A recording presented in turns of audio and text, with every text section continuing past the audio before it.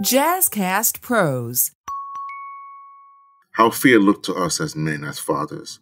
It correlates differently with our counterparts, our partners, our empress, our sisters, our queens. We relate differently. We build differently when it comes to this concept. However, we all deal with death, we deal with fear, we deal with conflict, problems, all differently. However, the foundation of it remains the same. It's a problem. It is not a clear directive, especially when not communicated or expressed healthy. Our fear is not, oh, I'm in the corner and I can't move. No, our fear is our destruction. Our fear and how we express it unhealthily is destructive. We cannot control everything and we cannot dominate everything. We can influence, we can mold, we can pour in, we can help develop. We can't do that through fear. You can't do that. We cannot. I'm going to say we because I'm part of that. We cannot do that through fear.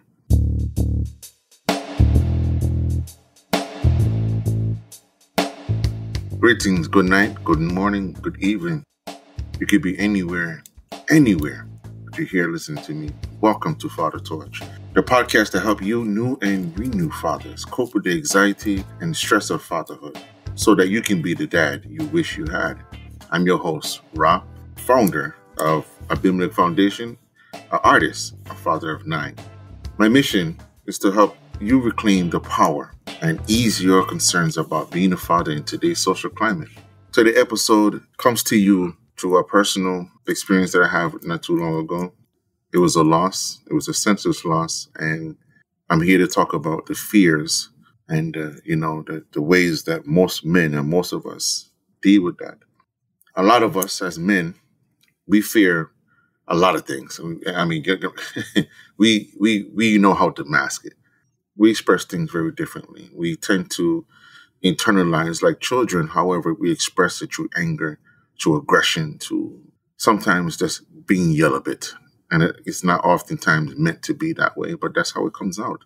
And a lot of times the fear is not necessarily like, oh my gosh, I'm fearing. It's not that type of fear because we all know, at least people who are conscious of themselves, understand there's levels to many of our emotions.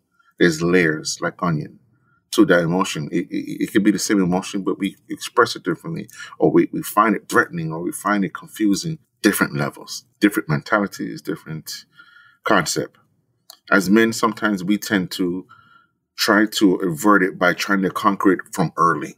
And sometimes that can create problems in the present because we tend to try to tackle it by leaping boundaries, leaping the steps of how to grieve or how to forget or heal. Remember this word, healing, okay? Because it's not what we think it is. And most of us, especially as men, tend to overthink this. We overdo it, and we do more damage than heal. Everyone does it, but again, my aim is to speak to my brothers, man to man, father to father, son to son. We have to be more honest with ourselves and more forward, right? More forward with what we do and how we go about doing things. For example, men who are family and who have family, lost family, or in the struggles in familyhood. Sometimes our foresight, our insight of things is so far ahead that when we look back, everything looks far. And when I say what I'm talking about is we try our best to put more out there, to do more, to be more of us, protecting our family, doing what we need to do, but that we end up damaging more than we were protecting. And when I say see too far, I mean we see too far that we don't see what's in front of us. And because of that, we are oftentimes misunderstood, even though your intent is well and we are good. We do more damage. We do more hurt or hurting. And we don't realize because we're not putting the connection together. For example, if I have a wife that I love dearly and I don't allow her to be her, to voice her opinion, to speak when she may feel some type of way in any situation. And I'm doing this because I want to protect it because of what I've seen or grown up under, or I want the structure to be a certain way without giving your partner their time or day to express or to be themselves naturally.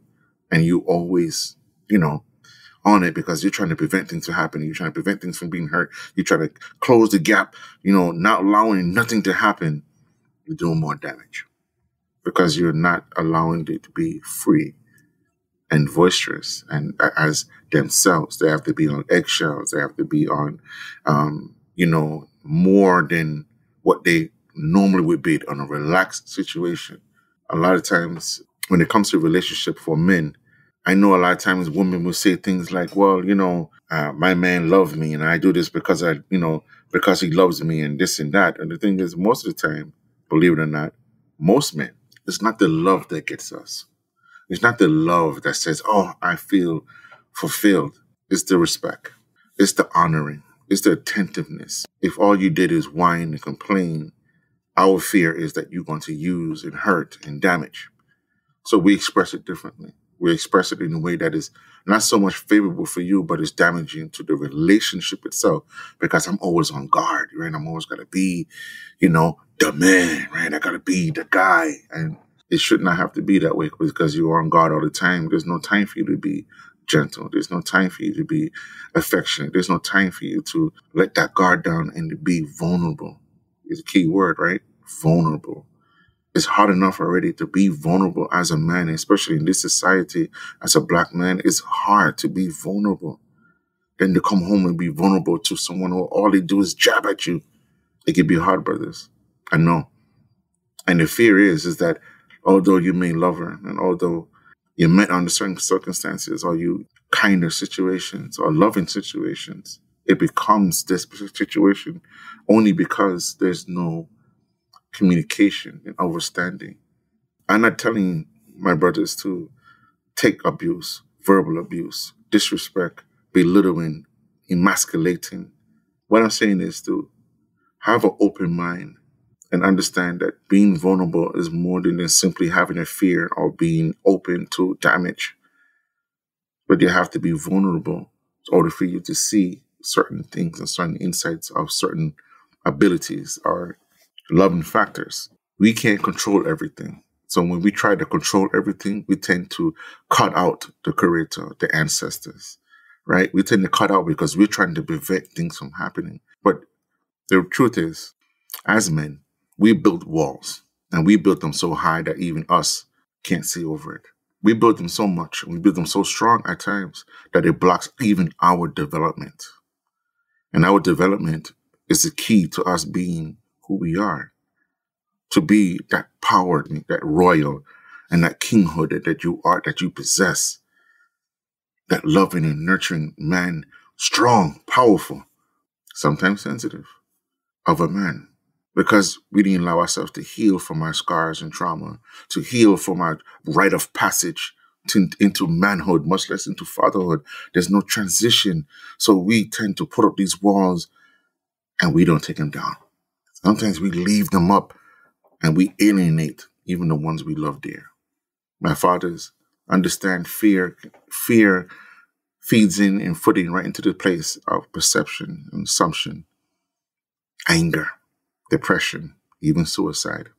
We can do this all day about, what leads to what and what this and that and whatever the case may be. But the reality is, what is the fear that most fathers fear?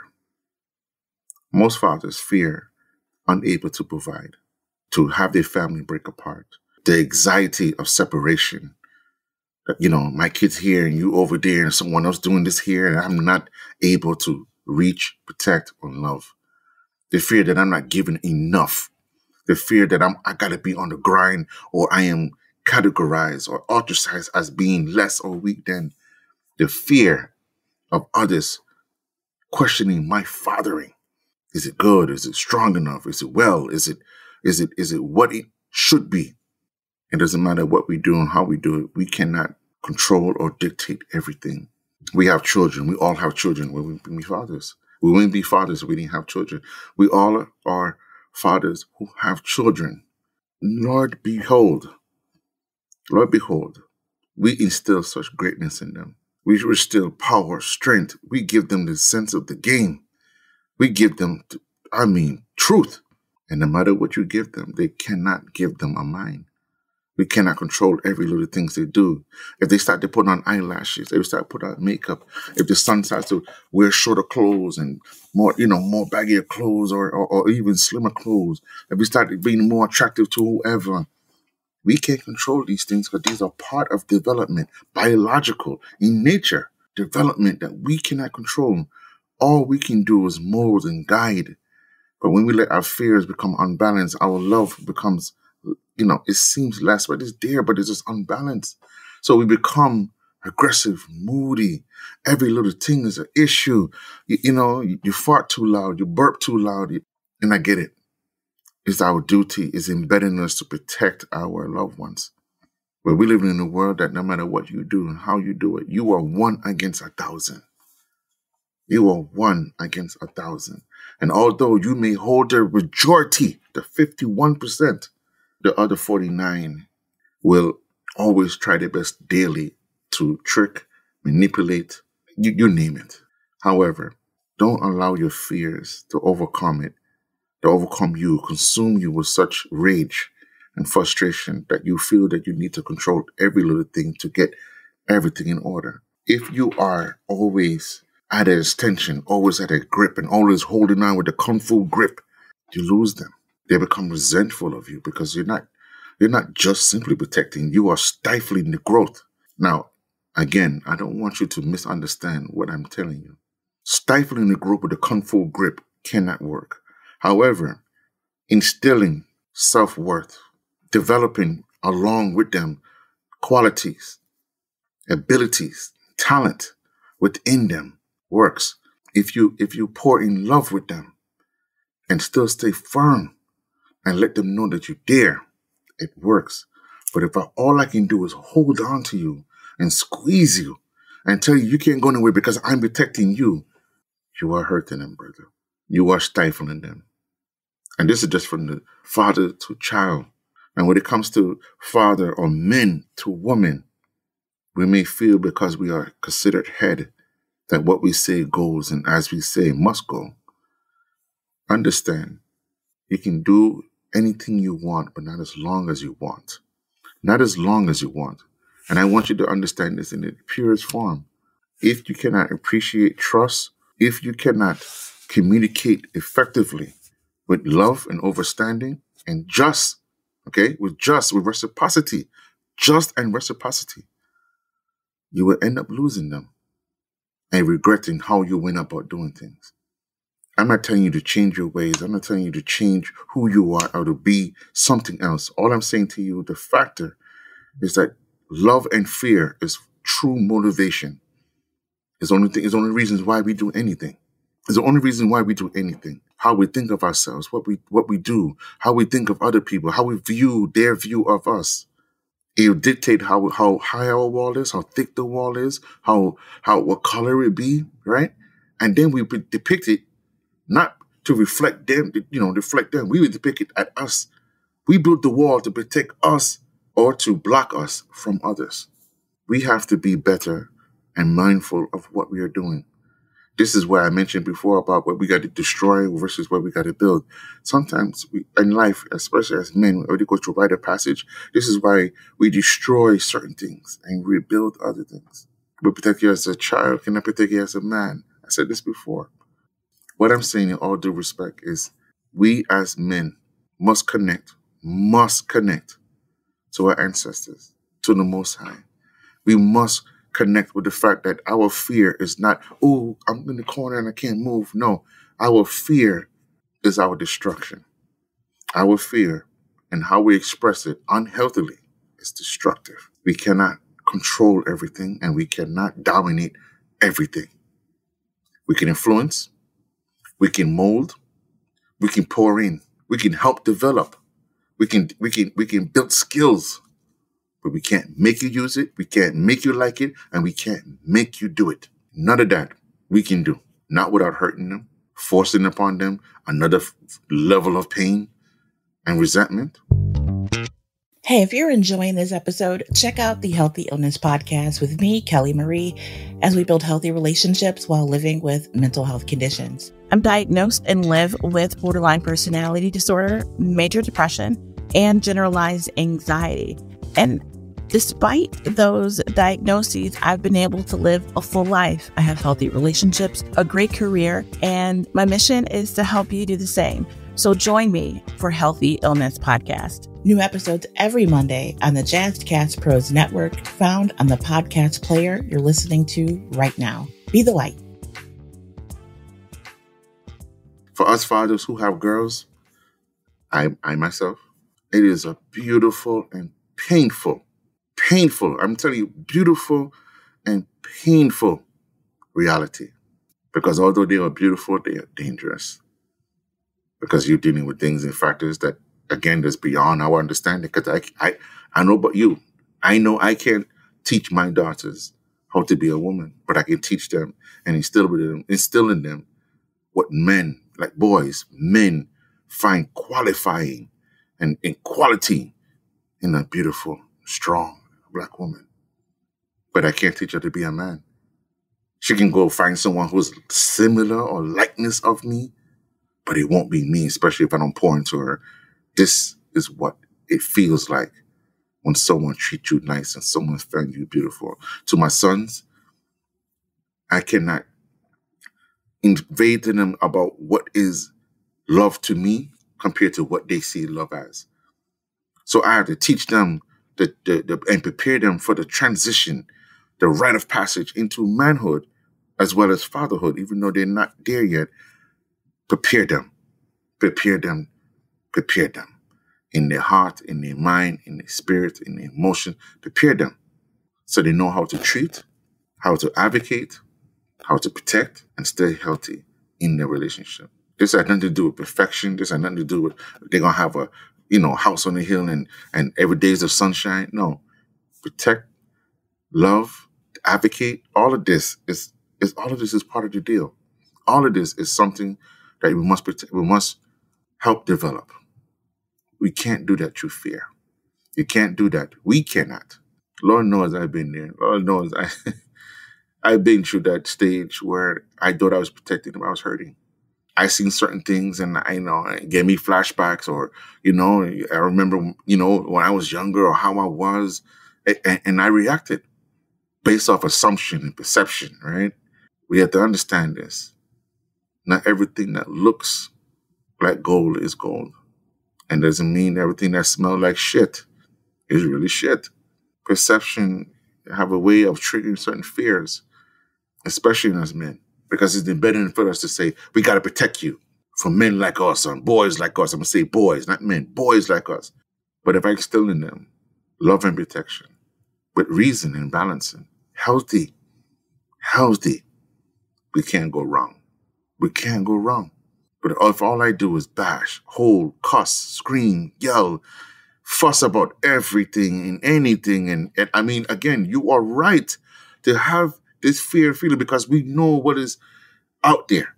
You can't control everything through aggression, through anger. We cannot control every single emotion in development. When you're dealing with teenagers, we all know there's multiple emotions you are dealing with. Multiple attitudes, development. Adolescence itself is not only unbearable to the teen. We go through it. As parents, we go through it. It's like double for us because here it is. We just now getting over our shit and we got to help you get through your shit or support you in your shit. It's not easy. Then is the healing factor. My fathers, my brothers, healing and wall building is something that we create. We create this because it protected us. We create this because we build barriers. We built this structure so we are no longer vulnerable to everyone or vulnerable to certain type of level of pain or anger. But the understanding is that you know how you protect something so much that even you yourself cannot touch it. The same thing goes for healing. Healing has nothing to do with getting over, forgetting, and always about the forgiving. It's how you think of you. I heard this before, and it brought so much thought and so much reminder that it's you, your perception of you, how you think of you, how you think of your problem, how you think of what you resolve and what you didn't resolve, and what door you left open, what window was closing, what window was opening. How you deal with things defines how you will heal. Giving yourself time, having empathy for yourself, loving yourself. As men, we're not trained to do these things because we're often trained to suppress our emotions and knock it down and to be macho about it. Heal, my brothers. Love, my brothers. Don't be so afraid to love, and don't be so much in love that you don't know what fear is. Fear, again, is not what we think it is. It is a perception of others to tell you that fear means you do outrageous thing. It can happen. Don't get me wrong. It can happen, but it's not what we think it is. It is not what we want it to be. We often tingering, and we think the fear is what others do to us, but it's more or less us, what we do to ourselves. We put up such a wall that no one can get in, not even you. Literally, you built a wall around yourself, and you're your own prisoner. You can't escape your own wall that you built. The only way you can do that is you have to take it down. You, my brother, you must take it down. What we fear most, what most fathers fear most. Again, loss, separation, right? The brokenness, the dysfunction of a family, the disregard, the lack of love and respect, the ability they cannot provide, right? Even as something as simple as necessities. Simple necessities, soap, water, food, right? Clothes. These fears bring on other fears. And these fears bring on other aggression and other anger and other types, again, level shit of different types of fear. We as men, we express it through aggression. We express it through frustration, misery. So I want my empress, my queens, them to overstand, to be a little mindful, to be a little overstanding. That we as men, we express fear differently. We express fear not always through anger. Sometimes it's simply to shut down. Some of us shut down. We just don't. We shut down. We can't cope. So we shut down, or be aggressive, or become aggressive, or become miserable, or unapproachable, or unreasonable. Try this. As men, when we feel that fear come up, or that anxiety build up on us, try go to a space where you feel comfortable, to calm down at least. Then create a space that you are uncomfortable. When I say uncomfortable, I mean come out of the comfort zone and try to learn and live in this space. Because you already mastered the space. You don't put your groove in. It's like that master chair. You got your ass print on it. Your chair is built for you. That's on your time. That's when you're doing your thing. But when you're on your duty, when you're on your father duty, and you're doing what you need to do, this can't be it. This can't be it, right? This can't be where you need to be, right? It has to be better. It has to be better. We must develop the skills necessary to adapt. We must build the necessary ambition and realistic goal setting when we have a family, as fathers, as men, okay? I'm not going to say it's a must in the duty, but it's ordained, okay? Ordained for us to help provide for these things. And I say word, help provide, because our queens do the same. They help us be more of a man. They help us complete us as men. So with that being said, we have to help complete ourselves that we can help them be the mother, right? So we can work together, right? So we can do things as one. But if all I do is trying to cover you, remind you of bullshit, and we constantly in an argument, and we're not developing, we're not building, we're not doing anything, what's the sense? We're going to live in fear and anger, and the only time we're not in fear and anger is when we're busting out in the bed and smoking or something or drinking something. That's not living. That is horrible. That's not living, man. That is misery. That is misery. Fathers, my brothers, men, take time to heal. Take down the walls. Take it down to a level that you feel uncomfortable or comfortable at the same time. And I say this because you're taking it down so you can rebuild it, that you are comfortable, that you are doing what you need to do, that you are doing all that you can do without confusion, frustration, aggression, loneliness, depression, without these things being nourished right underneath your nose. I say this, my brothers, and I'll leave you with this thought. Love the one you're with. Love yourself enough to know the difference between love and just simply, omitting your love. Be who you always want to be, the dad you wish you had. Don't live through fear and don't live through your emotions carelessly. Live through the fact that you know that you are a man and that you are a father and you want the best for your children and wife, your household. Love the fact that you are capable and able to provide, even if it's laugh, even if it's just gestures, even if it's just to build, even if it's just to make your family happy, safe and secure. There's always room to learn. Don't be hard on yourself. Don't doubt yourself. Don't doubt your ability. And for those who are in the position that they feel that they are balanced, there's always room to grow. Who feel that, others who may feel that, I don't need nobody to tell me nothing. So true. So true. But be mindful that arrogance, the boastfulness, and the ability to think that you know all will get you nothing and lose all. Don't be so prideful that you cannot learn or listen to your partner. Listen to you. Open your ears and be mindful of this. Be mindful of these actions. Be mindful of all that you are doing. I say this, my brother, please, I beg of you, brothers. Look to your wife. Look to your family. Look at your children and think to yourself, how can I be a better or a father that I wish I had if all I'm doing is blocking them? If all I'm doing is protecting them from something that has not or will not happen if I don't protect them from it, if I don't teach them? How can I protect them if I don't teach them? How can I love them if I have not expressed this? How can they know better and know me as a man, as a father, as a husband, if I don't allow them to love me, let them in?